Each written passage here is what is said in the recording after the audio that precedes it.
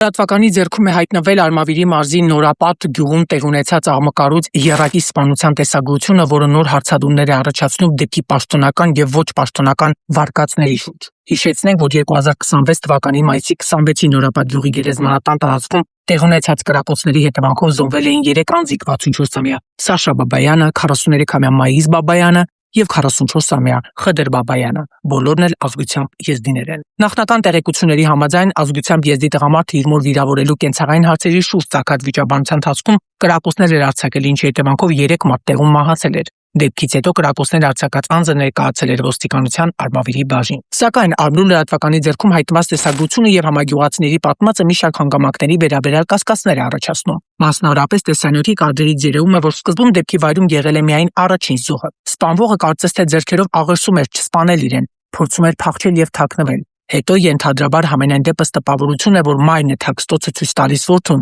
ով տեղում սպանում է նրան, բայց նաև երևում է, որ ենթադրաբար մայրը կարծես թե հարվածում է սպանվածին։ Համագյուղացիների նկարագրելով առաջին զոհը մինչև սպանվելը հասցնում է զանգահարել ենթադրաբար հորը եւ օգնություն խնդրել։ Սակայն ինչ դեպքի վայր են հասել հայրը եւ եղբայրը, նա արդեն սպանված է եղել։ Դրանից հետո նույն անձի կողմից կրակոցների զոհ են դառնում նաև հայրն ու մյուս որդին։ Կադրերից ակնհայտ երևում է, որ կողմերը իրար լավ են ճանաչում եւ թշնամանք կա միմյանց նկատմամբ։ Արմնու լրատվականի դրությամբ մի շարք համագյուղացիներ, որոնք չեն ցանկացել ներկայանալ, տարակուսանք հայտնեցին այն մասով, որ դեպքի հանրային տիրույթում ներկայացվել է ինքնապաշտպանության համատեքստում, թե միջադեպի պատճառը մոր նկատմամբ հարձակումն է եղել։ Նրանց դիտարկմամբ տեսանյութից էլ երևում է, որ սպանված անձիկ միասին չեն եղել, միայն մի որդին է եղել, մյուս 2 տղամարդիկ հետո են եկել։ Ավելին, կրակոցներ արձակած անձը զինված է եղել ավտոմատ զենքով, ոչ թե ոսորական։ Ժողովուրդ օրաթերթը տեղեկացավ, որ գյուղում լարված մթնոլորտ է տիրում այժմ։ Գյուղում մարդիկ պատմեցին մեզ, որ նույն ընտանիքի 3 տղամարդկանց հոգեհանգստի օրը դիակների դեմքերը փակ են եղել, ինչը ենթադրել է տալիս, որ նաև դիակապտություն է տեղ ունեցել։